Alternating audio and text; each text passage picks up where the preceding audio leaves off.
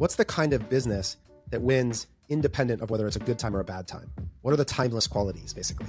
Well, if you have all of your demand creation in one channel, if that channel collapses, you're in trouble. So a diverse channel mix of traffic. Think about all the bad things that could happen and what would need to be true such that if the bad thing happened, you would still be okay.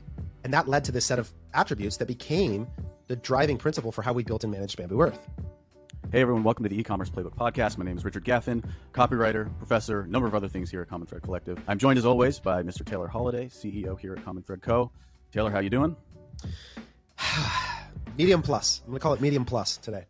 Medium plus, and I think we're going to find out why you're not medium or below when we talk about our topic today. But some of you who listened to our transition episode with Andrew will recall we mentioned the sale of Bambu Earth, which has been our flagship brand, part of our aggregator 4x400, which is our sister company. And we had a deal on the table to sell Bambu Earth. We were going to talk about why we were doing it, why we were getting rid of a great business. And something happened, didn't it, Taylor? What happened with that deal? It's gone. It fell through at the finish line. We were supposed to close on October the 31st, and we received notice shortly thereafter that the deal was not going to go through. Wow. Spooky Halloween news. Left at the altar. Left at the altar. Exactly. Right. So let's go through what exactly happened. What were the specifics of why that deal fell through? Yeah. So for those of you that don't know, 4x400 was a holding company that we've run for the last, probably 8 years, where we bought and sold e-commerce businesses. Usually we would acquire them at sub $1 million, scale them and sell them from there. An aggregator before aggregators were cool, I like to think. But we have made the decision at the beginning of this year to move away from the model and sell off the brands and move on. And so in last September, we sold FC Goods. March of this year, we sold Slick Products. We completed both those transactions. And the last brand left was Bambu Earth. Bambu Earth was the best brand. If you follow us, you've seen us tout its antifragility. Its attributes as a wonderful business. If you go to bambuearth.com, if you want to check it out, it's skincare made from the cleanest ingredients on earth, just really high quality skincare. And so we have been working hard to get that business into the healthiest position possible, to take it to market and sell it. We've been working alongside our partners at Quiet Light, who we think are awesome brokers and have helped us sell multiple businesses now. We went through a number of offers. We selected an offer. We went into the diligence process, went through quality of earnings and all the information transfer that's required to get to the final terms. And days before close, they said that the group that was making the purchase did not have access to the capital that they thought and needed in order to close the transaction. The way that their structure works, I believe, and I'm not going to use names here, but I'm speaking generalities to the best of my understanding, is that they don't have the cash on hand. They have a group of investors that they go to for a capital call when there's a deal.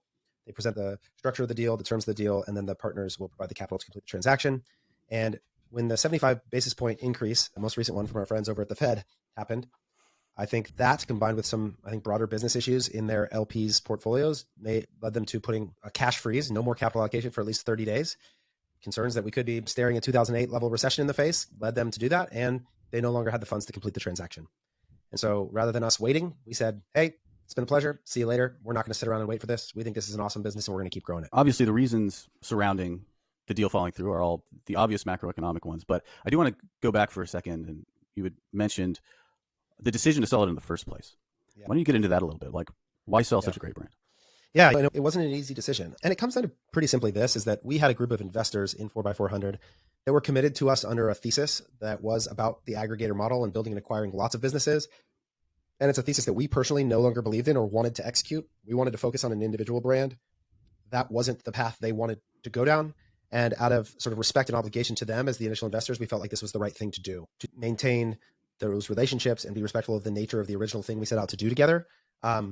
We felt working alongside them, and our board decided that this was the best path forward, to go and see what the market option would be for the brand. It was going to be a good deal. Everyone felt good about it. And so we had decided to accept the offer, and we're excited about completing the transaction, but it just ultimately didn't come to fruition. It wasn't a begrudging sale. We understood the premise that they were asking us to follow within, but we love this business. And I believe that Dave and Josh and Ian and Sadie and the whole team that's over there on a day-to-day basis are doing just a freaking awesome job. And they've really done some special things this year. And so to still have the asset actually feels pretty dang good. So then, so let's fast forward then to, actually, maybe we should pivot to this then, because obviously the reasons why the deal fell through are maybe not a mystery to anybody. We understand that this is what we're going through right now. But of course, the purpose of this podcast is not necessarily to be an updates on CTC or CTC News, the CTC News channel or whatever. So what's the lesson here? Or what is the kind of, what do, let's say, our audience need to be thinking about in terms of if they're thinking about selling their business right now? How do they need to pivot? How do they need to shift strategy? So there are still deals getting done, right? There's two sort of buyers, right? There are people that have the cash on hand and need to deploy it because they raised money over the last couple of years. And those people still have access to capital and are going to deploy it and are going to make deals. And they're still strategic buyers, and there's still people buying businesses. But what I'll say is generally true is that the cost of capital has gone way up. What does that mean? If you want to borrow money, the rate at which you're going to be loaned that money, we all know this, is way higher. What that means is that the hurdle rate, which is a financial term for the necessary return profile to justify the risk of making an investment, also goes way up. So that means the kinds of businesses that are going to get access to capital, the quality of that, the bar for that goes up as well. And so what that means is that there's a bunch of businesses that aren't going to be able to get access to the next round of capital that they need to stay alive, or the deal that they want to get done isn't going to have, the sale of the business isn't going to have the return profile that people are confident enough to make the purchase decision or the investment of capital in. I'm looking right now, I don't know if you saw this, Richard, but Birchbox, sort of one of the darlings of the D2C world, is likely going bankrupt and shutting down, right? People were charged for boxes that never got shipped. Their most recent purchase says, "To our members, we know you're frustrated. Birchbox is facing a host of unprecedented setbacks that are affecting all of you, our cherished members. Within the next couple of weeks, we'll be able to share details about the future." What that means, Birchbox couldn't get the money that they, and I've seen this from, we saw House was one of the first dominoes to fall in this way, that they had a funding deal that fell through at the last second. We saw this, you're seeing this all over the place where seemingly available capital is being sucked out of the system. And that means if you're not default alive, meaning you're producing cash every day as a business and you need the next round of funding, you're in real trouble. And so this sale is just illustrative of capital that this business, the acquirer in this case, thought was available to them, suddenly wasn't available to them. And the end result here was they couldn't buy the business. Okay, that's very different, but there's a lot of scenarios where that seemingly available capital disappearing is a life or death issue. I do feel like there's a certain element of BS evaporating maybe in this moment. We're coming off an era, rather this interest rate increase is the first in a long time. Like we've been in a situation where capital has been free for a while, and that's created a scenario where a lot of D2C brands have been living off of that, which without having, like we've been talking about many times, an antifragile model to back that up. Yeah. And so this maybe gets back to, or go ahead. I was going to say, the other thing that's a reality in our world is when there is free capital available, what gets built on top of that is a layer of capital that's still pretty expensive, but it's willing to be lent at a higher risk profile than normal. So what gets built on top of free capital is like lending arbitrage. So if I can get money at 1% and I can loan it to you at 10%, even if you're a really risky person to receive my money, that expected value calculation can still work because the money's so cheap. So the better, or the lower the cost of capital, the more risky the lending profile of the kinds of people that get access to capital becomes. And so what develops is, this is a strong word and I want to be careful because I don't think it's always the case, but there's a predatory set of lenders here that are lending money to people who never had a profile that was going to be able to pay it back ultimately, or in the event that there was any headwind at all, which was inevitable. And so you saw in e-commerce in particular, suddenly everybody was a lender and they were giving people debt. And I sat with so many e-commerce entrepreneurs who just kept taking the next slightly worse debt term to pay back the other one when the whole thing was never generating cash. And it is a house of cards of collapsing debt risk, then where the hat was just passed to the next person who was more and more willing to lend at a more predatory and more aggressive term. And that is collapsing right now. There's a bunch of people who are not going to be able to make those payments. And there's no more capital. There's no next hat to pass it to. And that's the moment we're in right now. We spoke back in, or rather we had a piece come out in April of 2021, which again, we've referenced many times, which is talking about the antifragile playbook and the characteristics of a business that make it able to weather these storms. And originally, I think the concept was the storm is coming. And originally it was like in 2021, it's going to come in the form of people, COVID restrictions being eliminated, people going back to retail, all of these other elements. But I think what we're really seeing is that the storm finally hitting in this really profound way. And one thing to bring it back to the 4x400 conversation, and one reason that you've mentioned a couple times already that you're excited, is that as it turns out, Bambu is one of those anti-fragile businesses. And so holding onto it at a time like this, when the waters are really rough, is actually a real benefit. So maybe talk through that excitement, why you're stoked to still have Bambu Earth in the profile or in the portfolio. So, and if there's two things I'm proud of, the piece I wrote in 2020 about how entrepreneurs should go and the piece I wrote in 2021 about how they need to be cautious, I think we're exemplary of the reason why this podcast should be of value to you. And I would encourage you to go read both of those on our website. We'll link them in the show notes. But it's because we see the industry at a really broad level that helps us to get a glimpse of the. And so when I wrote the anti-fragile It started as a tweet of, I was struggling so hard with the volatility. It's really good. It's really bad. I don't know what's coming. The future seems really uncertain. And I kept trying to bang my head into the wall of build a better model, become more predictive, get more accurate, more complex data. And it was just all wrong all the time. And so then I read Nassim Taleb's book, and it unlocked for me this idea of what does it look like to win regardless of what the future is? What's the kind of business that wins independent of whether it's a good time or a bad time? What are the timeless qualities, basically?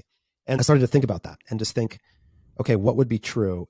And you started going through all the sort of weak points. Like if you have all of your demand creation in one channel, if that channel collapses, you're in trouble. So a diverse channel mix of traffic is really valuable.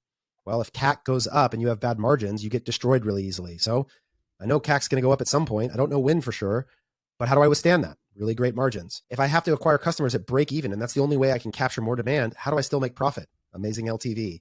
And you start to think about all the bad things that could happen and what would need to be true such that if the bad thing happened, you would still be okay.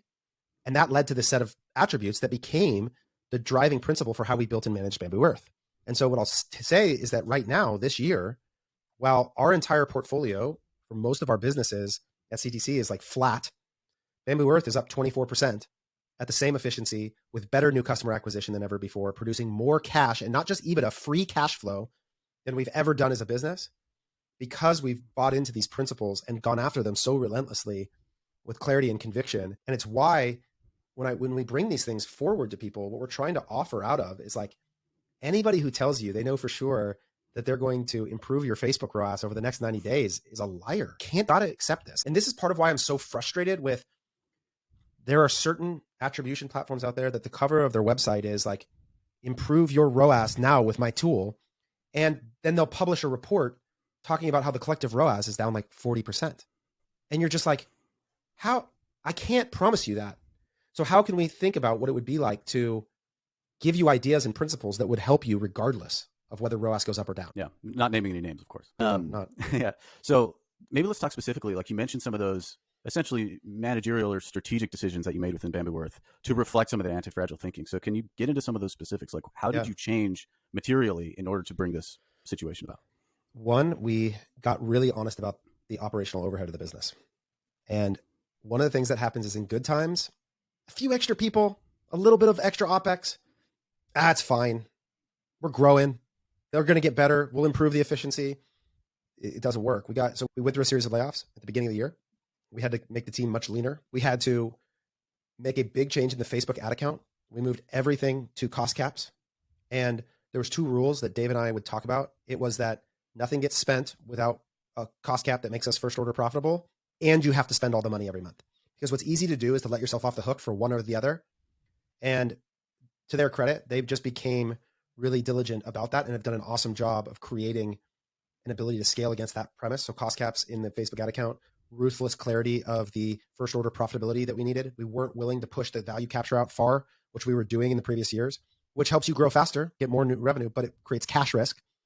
Because Bambu Earth was never like a bad business. It was just had too latent of a payback period. And so we had to tighten that to help right-size cash. We got really clear on the production process, went in and cleaned up because Bambu Earth is interesting because it's vertically integrated. We like buy raw material and we make the product. So getting clear on the actual cost structure of that business and the fulfillment side of it to really pick back up points of margin. So we picked up a few points of gross margin on the product, and you combine all of that, and all of a sudden you have a business that's growing, producing cash, and is continuing to be successful. Those are the business strategies. There's Facebook ad account strategies that we did in terms of how the creative was and how we deployed it and that sort of thing. But I honestly think they're the less important part of the story. Not that they aren't hypercritical, but just it's too easy for us to think that's the answer. And if we had done that and not all the other business stuff, it wouldn't have worked. Yeah, I think like one of the lessons here is, although we can't necessarily say, hey, do exactly this because every business is different, blah, blah, blah. What we can say is there are certain things that are the actual problem that you need to address. And let's say, for instance, one of the things that's not really the problem is maybe Facebook ROAS going down. Like there are deeper business level things that you need to be focusing on as an e-commerce business in order to weather the storm. And it's largely on the operational side in terms thinking about margin, like that sort of more, it's not marketing. It's not about marketing. It's about figuring out the business. And there's a woman named Priya that is in admission. And what I really appreciate about some of the conversations that she and I had over the past year is when she would read the anti-fragile playbook, what it actually led her to was an honest assessment that we call it the genetic attributes of the business she was trying to build were wrong. that they weren't going to enable this opportunity. And so she made, I think, the hard choice that probably is going to save her years of her life to say, this isn't the right underlying foundation to build the kind of thing that wins. And that's actually the hardest decision of all, is that there are a lot of businesses that I see as partners that the right answer is that barring some sort of miraculous change to the underlying structure of this business, you're dead. And how can you be honest with yourself about that? How do you avoid the sunk cost fallacy and make decisions to allow this framework of thinking, the anti-fragile premise, to reveal to you, be a mirror back to your soul about the likelihood of success of the thing that you're doing? Because it's easy to think of it as, oh, it helps to highlight the one little area that I need to go improve. But maybe you're sitting at like 40% margin and you don't have a path to 75. And so I'll give you another great way that it illuminates is that I think this premise has eliminated a lot of the like D2C beverage as a premise. Okay. It basically took the whole category and was like, yeah, you can't really get to the gross margin that you need to make in order to make this thing work. So Amazon, and it gives people the opportunity to reimagine the distribution requirements or distribution opportunities for their individual product in ways that maybe the system's just not developed enough yet. Maybe eventually our operational infrastructure as a nation will be so good that shipping costs like pennies to ship heavy cans. But for now, that's not the truth. I was going to say, I wonder if there's something philosophical here too, in the sense of sitting down and really asking yourself the question, like, why am I building this business? And I think a lot of what we saw is the answer to that question was often, we're building this business to grow it as fast as we possibly can and to get investment money and to sell the business, right? Which is in and of itself maybe not necessarily a bad thing. However, that it seems to me like that's fundamentally diametrically opposed to the anti-fragile mindset, which is you have to be building something that will last first, because right now what we're seeing is that investment money is just drying up because it's not built to last. They don't even have the money to invest in it. That's right. And this is where I think part of this premise is so valuable as an investment thesis. Like we talk about this on customers at CTC. Like yesterday, Peter and I, who's one of our managers on the sales team, are talking about like the ideal. You and I are too talking about the ideal customer. Yeah, and Peter and I had a follow-up conversation about it. But this idea of the ideal customer profile for CTC, and the reality is our Facebook ads don't make their gross margin better. We can merchandise the product differently, and we can certainly get SKU specific ROAS targets and do all the things that we do to be disciplined about it and help. But if you have a 50% gross margin SKU set and no LTV, like you're asking me to produce for you a 98th percentile outcome. And that means that it's not impossible, but it's a highly unlikely outcome. And so if I'm accepting that customer, I'm accepting a 98% chance of failure. And so we think about this because we think at CTC a lot about what should the retention rate of our customers be? How often should we succeed? And the answer, there's not one answer to that question, right? Because for an anti-fragile business, that should be 100% probably. But for some businesses, it's a 2% chance of success. And we need to have a way of thinking about that and have eyes wide open that we can both be honest to the customer about the situation that they're in and also help our internal people not feel like they're beating their heads against the wall trying to accomplish something that was never very likely of occurring in the first place. Yeah, we use a lot of analogies to talk about this, but one that comes to mind right now is maybe hiring an agency to focus on your marketing is like giving a hockey player a hockey stick. But if the person holding the stick doesn't have the DNA to be good at hockey, it doesn't really matter that they have the best hockey stick. Something along those lines. That's right. It's simply a tool. And exactly. So whatever the metaphor is, yeah. If you are Shaquille O'Neal's son, like your total potential NBA ceiling is greater than Hayden, my son. No way to change that. I'm sorry, Hayden. Yeah. Like it's just the reality of it. Now, does it mean it's impossible? No. But does it mean that like the likelihood of success is much smaller? Yes. And I think, and that's why, like, I really believe I put out this tweet the other day that like the last era was won by being first and fast. And then this era will be won by operational excellence. And I think that even our service, we're evolving our service. And I think what the market is going to need is someone to help people with this problem, which is how do I become more efficient? How do I become more disciplined? How do I get clearer on what I'm trying to achieve? It's going to be less about like, how much creative can you make and how fast? Because that problem, one, it becomes commoditized really quickly. And the actual differentiation is like most people producing tons of UGC, they can produce a Facebook ROAS somewhere between a 1.5 to a 2 to a 2.2, maybe on the upper bound. So the question is like, who wins in that game? Well, it's whoever has all those other principles. That means that they can scale at that outcome and they can keep producing a bunch of volume to enable that system. And so I think when we think about whether it's the enterprise scaling guide, if you think about the enterprise scaling guide, and even when we sell CTC, what we say is it's an operating system for profit. Like it's a day-by-day way to manage your business with diligence, specificity, and execution. And it actually requires that the way that we get better internally is by being more operationally excellent. And that's where we're focusing is like, it's not trying to come up with the best new ad format. Like the variation in outcomes just aren't wide enough and variable enough in that way. And that's going to be potentially controversial to say. But. Right. Well, I think it pushes against the move fast, break things mindset that's been, I don't know what the word is, de rigueur for a long time, which is to say that like you find the opportunity, you move into it as fast as possible. Doesn't matter if you plan for it first. That's Whereas right. in this environment, it's proper planning prevents poor performance or whatever the military says, right? Exactly. And it's really important that to say that those philosophies, move fast, break things, whatever, they're not wrong. They just serve a different environment, right? If in an environment where the range of outcomes on Facebook is between 2 and 4, you're talking about degrees of profit. If you get the worst outcome there, you're still winning. So go really fast and play in that range. When the range of outcomes is from like 0.7 to 1.8, that's the difference between death and life. And so we've moved from playing a game that was about degrees of profit. And so whoever captured the market, what made the most money, and you moved the fastest there, you win, to a game where we're talking about life and death, because if you spend below that threshold, you destroy cash and there's no more cash available.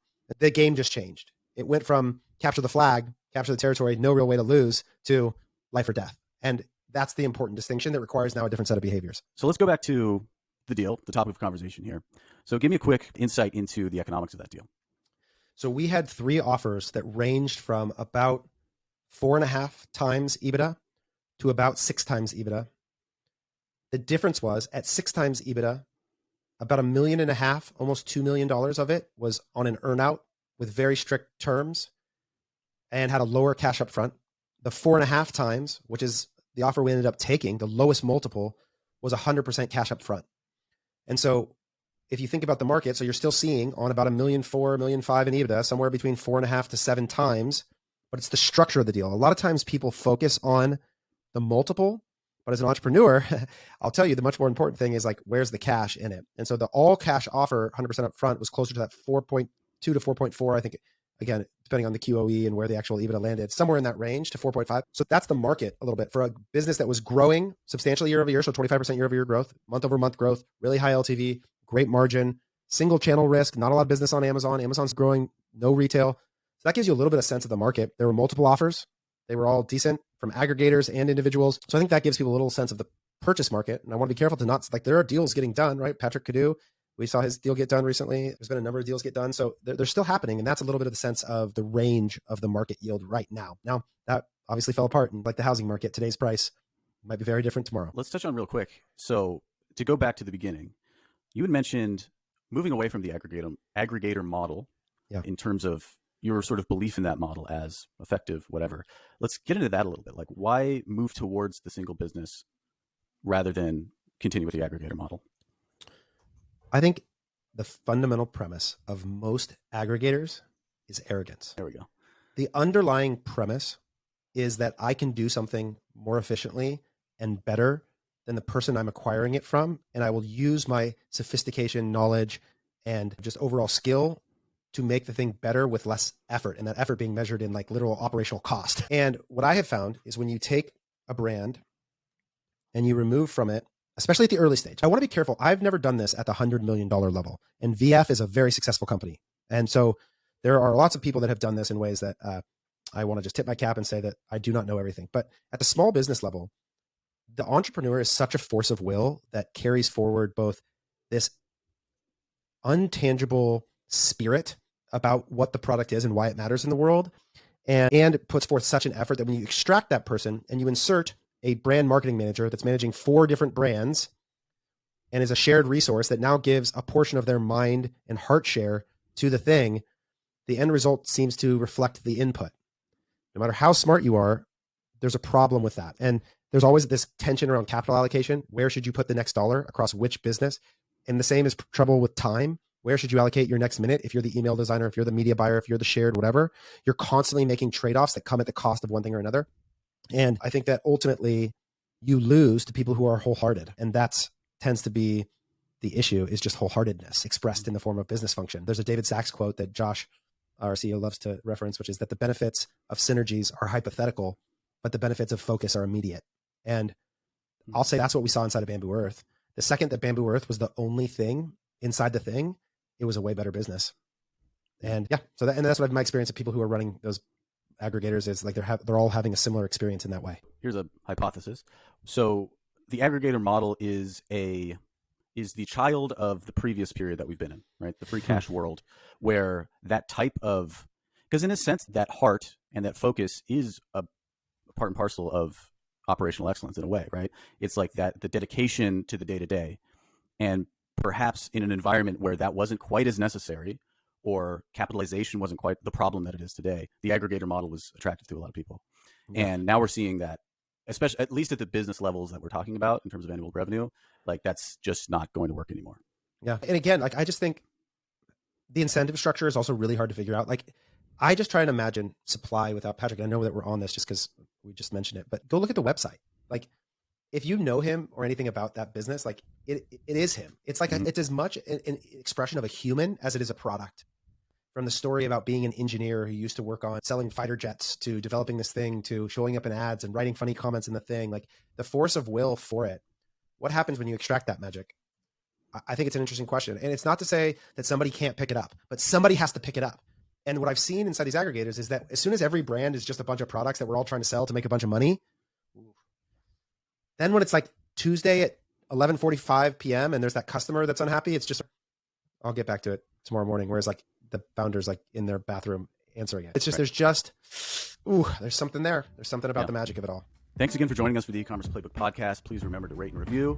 And if you're watching on YouTube, please remember to like and subscribe. Also, if you want to check out Bambu Earth, we'll have a link in the show notes so you can dive in. Great brand. And of course, if you're interested in starting a conversation about working together, please drop us a line at commonthreadco.com.